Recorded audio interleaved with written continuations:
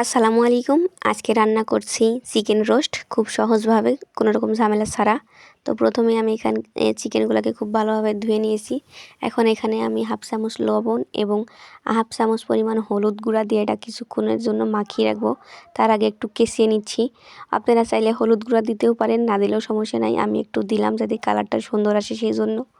এখন আমি এখানে কড়াইতে পর্যাপ্ত পরিমাণে তেল দিয়ে দিচ্ছি। দিয়ে এখন রোস্টের পিসগুলো খুব ভালোভাবে ভেজে নেব, এপাশ ওপাশ করে এগুলা ভেজে নিতে হবে। এই যে আমার সবগুলা রোস্ট ভাজা হয়ে গেছে, এখানে 12 পিস রোস্ট আছে। এখন আমি মূল রান্নাতে চলে যাচ্ছি। সেই ভাজা তেল, যেই অবশিষ্ট তেল ছিল সেই তেলেই এখানে 1 কাপ পরিমাণ পেঁয়াজ কুচি দিয়ে দিলাম। দিয়ে তেলের সাথে পেঁয়াজটা একটু ভেজে নেব। পেঁয়াজটা একটু ভেজে নেওয়ার পরে এখন এখানে দিয়ে দিতে হবে গোটা গরম মশলা। আমি এখানে দিয়েছি 5-6টা দারুচিনি, 2টা কালো এলাচ, 4টা সাদা এলাচ, 2-3টা লং, এইরকম দিয়ে এগুলো একটু ভালোভাবে ভেজে নিতে হবে। এগুলো একটু ভেজে নেওয়ার পরে এখন এই পর্যায়ে এখানে আমি দিয়ে দিচ্ছি পেঁয়াজ বাটা। পেঁয়াজ বাটা দিয়ে খুব ভালোভাবে মশলার সাথে মিশিয়ে নিতে হবে। এগুলা একটু ভালোভাবে কষিয়ে নিতে হবে।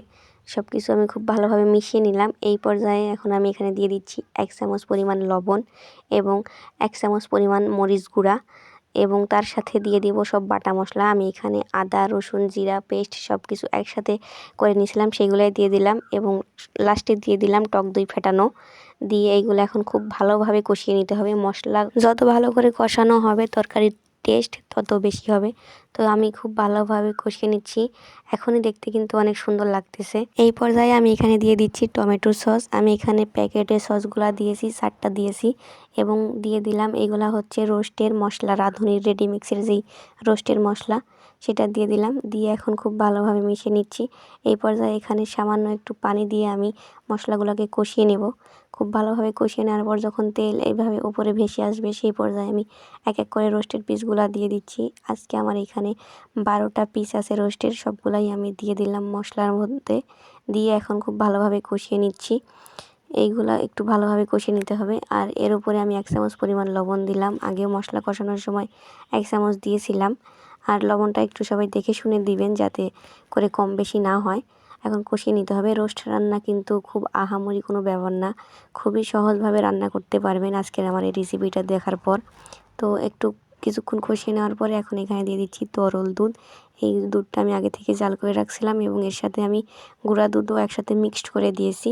এখন এগুলাকে খুব ভালোভাবে মিশিয়ে নিতে হবে, একটু পর পর নেড়ে দিতে হবে যাতে তলানিতে লেগে না যায়। এই পর্যায়ে আমি এখানে 4-5টা কাঁচামরিচ দিয়ে দিচ্ছি। এটা স্মেলের জন্য, অনেক সুন্দর একটা স্মেল আসে।